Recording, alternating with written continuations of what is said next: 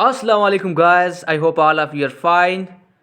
Today I'm again here for you people on my YouTube channel Learn English Plus Modern World. This time I have a very interesting topic for you. What is the prose? In this video we will try to discuss the prose and how it is different from the poetry.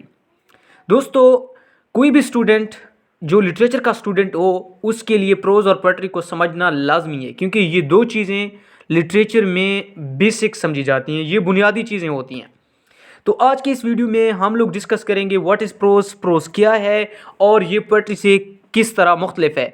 इसके अलावा भी pros के हम types discuss करेंगे और ये भी जानने की कोशिश करेंगे कि इंग्लिश लिटरेचर में प्रोज को किस तरह किस शक्ल में लिखा जा सकता है, किन किन शक्लों में, किन किन टाइप्स में लिखा जा सकता है. तो बिना वेस्ट टाइम किए चलो वीडियो स्टार्ट करते हैं. एक लैटिन वर्ड होता है प्रोजा ओरेटिव.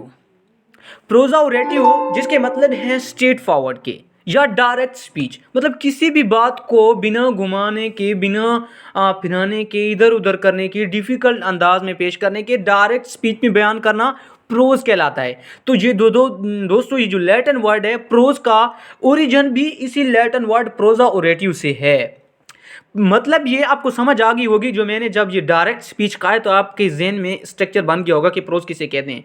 दोस्तों प्रोज किसी भी बात को वाज़ेह तौर पे डायरेक्ट स्पीच में बयान करने को प्रोज कहते हैं, जबकि मैंने पोएट्री को भी इसके साथ अलग लिखा हुआ है कि इसमें क्या क्या डिफरेंस है. जबकि पोएट्री में किसी भी बात को घुमा फिरा के एक स्ट्रक्चर में, एक रिदम में, एक रिम स्कीम में पेश किया जाता है, जबकि प्रोज में जो किसी भी बात को जो है ना, कोई भी जो राइटिंग होता है ना, राइटिंग, उसमें पैराग्राफ होते हैं, पैराग्राफ की शक्ल में बयान किया जाता है.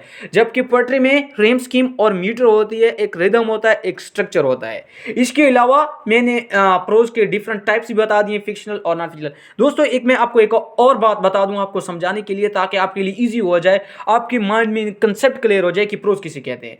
आप 9th और 10th में पढ़ते होंगे नसर, ठीक है ना, उर्दू अदब में जब आप नसर पढ़ते थे तो बिल्कुल दोस्तों ये प्रोज वही नसर है. मतलब कि किसी भी बात को वाज़ेह तौर पे बयान करना उसे क्या बोलते हैं, प्रोज बोलते हैं. ये न्यूज़पेपर हो गए, ऑटोबायोग्राफिकल, बायोग्राफिकल, लेटर, नॉवेल्स, ये जितनी भी चीज़ें हैं जो कि डायरेक्ट स्पीच पैराग्राफ की शक्ल में बयान किए जाते हैं, ये क्या है, प्रोज हैं.